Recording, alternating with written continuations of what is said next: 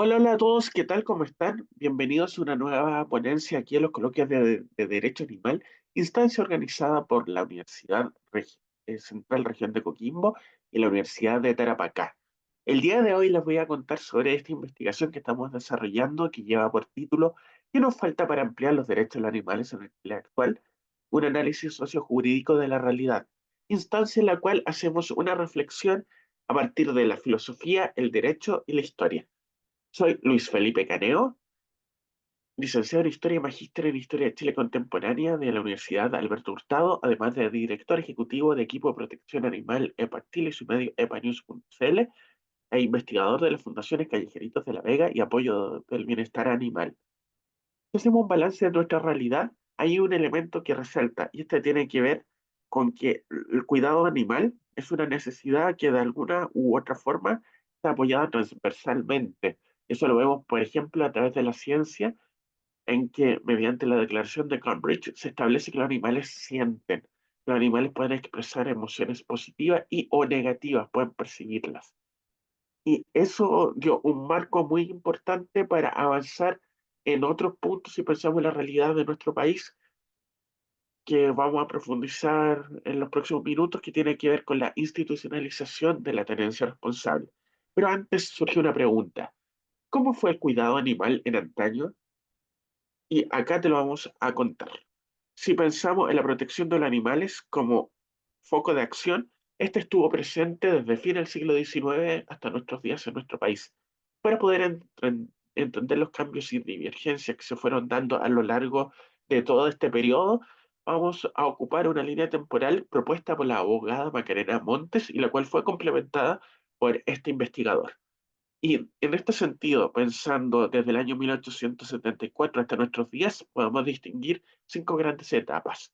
El cuidado animal por su valor económico y cultural, la sanidad animal, el bienestar animal, la protección de los animales como seres sensibles y ampliando los derechos de los animales, que va desde la promulgación de la ley de tenencia responsable hasta nuestros días. Al respecto, podemos mencionar dos ideas principales, y estas tienen que ver con lo siguiente.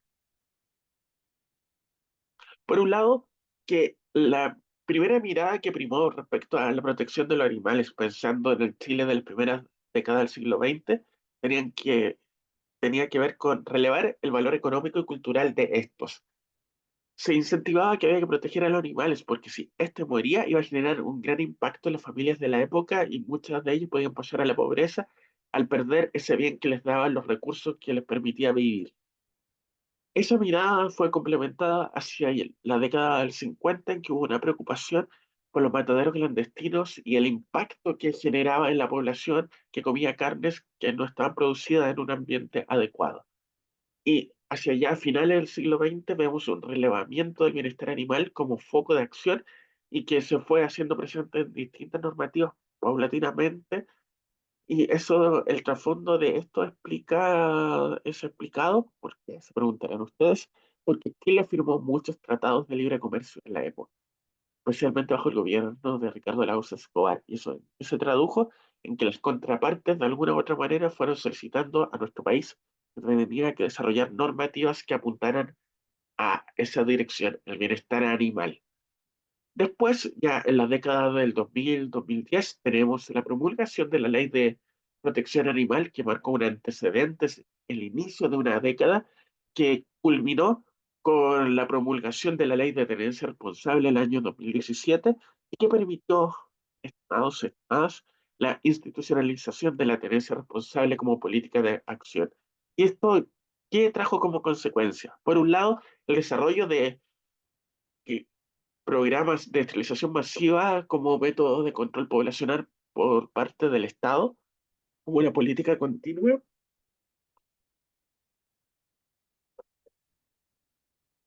Acto seguido también es importante mencionar el protagonismo del veganismo, vegetarianismo como filosofías de vida y que su mensaje fue masificado a través de las distintas redes sociales disponibles en aquella época y que siguen vigentes hasta nuestros días.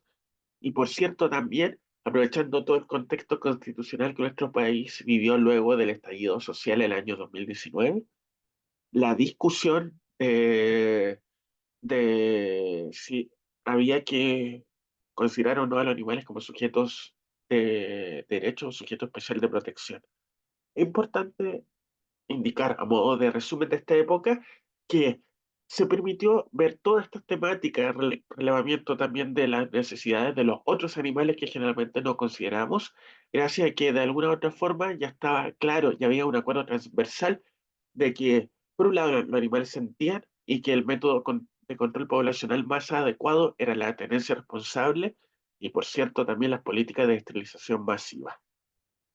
En base a eso surgió la interrogante de cómo enfocar la política, cómo enfocar los derechos de los animales. ¿Nos centramos más en buscar otras normas de protección o ver cómo ellos pueden tener más derechos en cuanto a sus calidades intrínsecas? Y eso es lo que vamos a ver a continuación y es precisamente lo que tratamos en este trabajo. ¿Por qué? Porque si hacemos un balance, como decíamos anteriormente, se han registrado una serie de acciones que han conllevado una ampliación de los derechos de los animales en lo que se relaciona a la normativa y política pública, pero a la larga sigue primando una mirada antropocéntrica.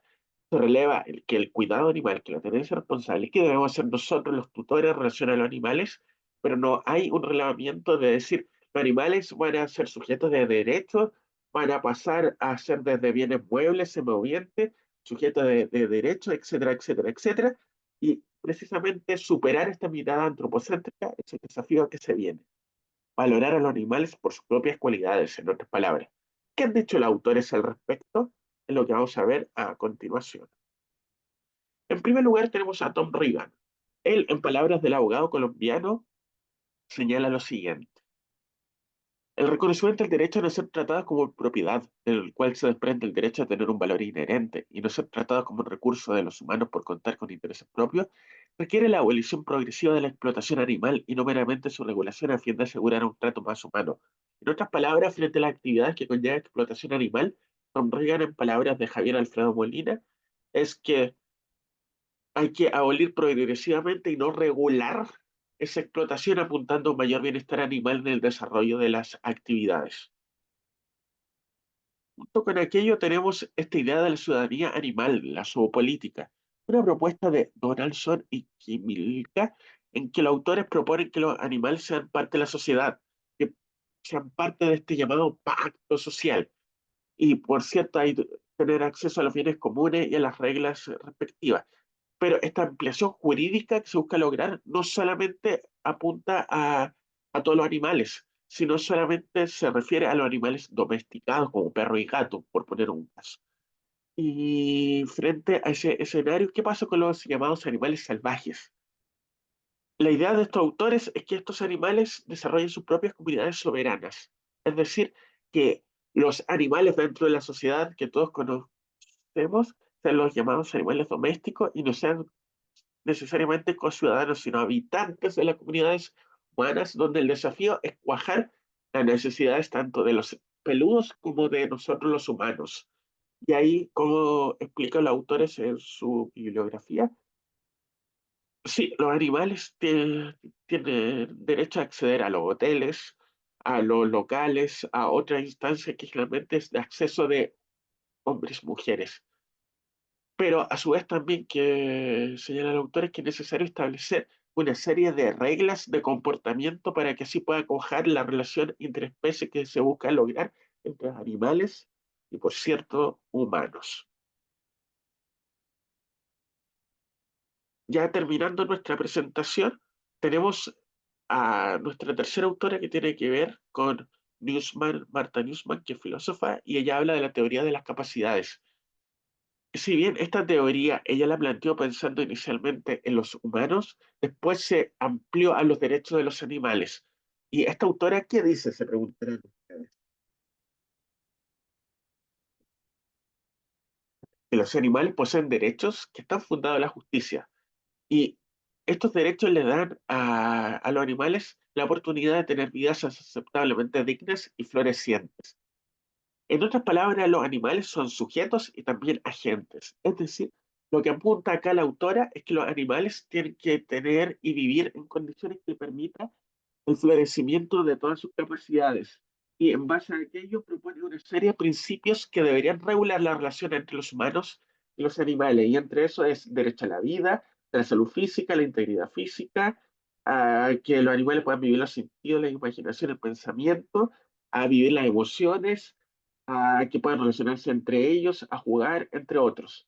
Y base a aquello, la pregunta que surge es, tomando en cuenta todo lo que plantean los autores, ¿hacia dónde se debería generar esta ampliación de los derechos de los animales? Una pregunta muy interesante y importante de ver que lo vamos a hacer a continuación.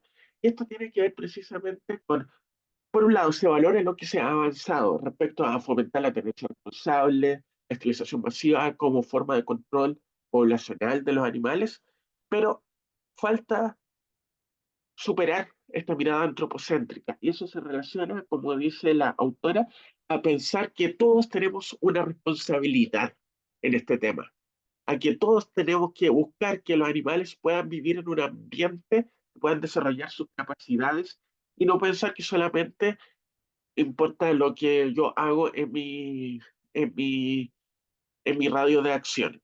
Y en base a eso es importante tener en cuenta dos, tres ideas fundamentales. Uno, siempre hay que buscar generar una relación en que los animales sean los protagonistas en cuanto a las políticas, que puedan vivir en un ambiente grato, que más allá de que estén domesticados, tengan oportunidad de desarrollar sus capacidades propias de la especie y a su vez también en diálogo fraterno con la naturaleza, por cierto. En segundo lugar, entender que para lograr un mayor protagonismo de los animales, avanzar en esta idea de darle mayores derechos y no solamente fomentar su protección, que obviamente va en diálogo con darle mayor derecho, es entender que el animalismo es político, que para poder hablar de un florecimiento de las capacidades de los animales, una ampliación real de los derechos, tenemos que entender que para eso tenemos que estar tanto en la calle, incentivando los derechos de los animales, como también dentro de las estructuras de poder. Y que eso implica ya sea ocupar cargos públicos o en su efecto hacer lobby continuo. El animalismo es político, parafraseando a la abogada Celeste Jiménez, no solamente implica que hay una idea de cambiar el mundo, transformar una sociedad, sino también superar esta idea de que, oh, el animalismo no tiene nada que ver con la política. A la larga, una cosa es que sea político y otra que sea político partidista. Y para lograr todo aquello, como tercer punto, es entender que necesitamos generar una estructura, un sostén de todas estas demandas. Eso que implica relevar una memoria animalista, entender que toda esta protección de los animales no nació ahora, o hace 2 meses, o hace 5 años, hace 10 años. Hay un trasfondo que incluso como lo veíamos hace poco, se puede remontar incluso a fines del siglo XIX, principios del siglo XX. Cuajando estas tres ideas, podemos ir poco a poco apuntando a un florecimiento de las capacidades de los animales y a una ampliación de todos sus derechos. Y para culminar, en cuanto a la conclusión, podemos mencionar lo siguiente. Uno, a lo largo de este trabajo quisimos hacer una reflexión sociohistórica y jurídica de cómo han ido evolucionando los derechos de los animales, en donde destaca por un lado la institucionalización de la tenencia responsable como foco de acción y con ello las institucionalizaciones como forma de control de la sobrepoblación animal. Y junto con aquello, el desarrollo de una época en que a causa de que ya las ideas base que muchas veces fueron parte de la discusión que se dio en el Chile del 2000, del 2009, del 2012, ya estaban claras, dio espacio al desarrollo de otras ideas, como por ejemplo saber que los animales tienen derechos, los animales pueden ser sujetos de derechos, que hay filosofías de vida como el vegetarianismo, el veganismo, entre otros, y por cierto, también ahora, en base a que ya se generó esta ampliación, ya sabemos que los animales pueden tener una gran capacidad de florecimiento, surge el desafío de superar el antropocentrismo, de entender que los animales tienen sus propias cualidades y tenemos que valorarlo bajo esa perspectiva, y no solamente ver que primen nuestros intereses. Muchas gracias por la oportunidad, que estén muy bien, nos vemos en una próxima ocasión. Hasta entonces.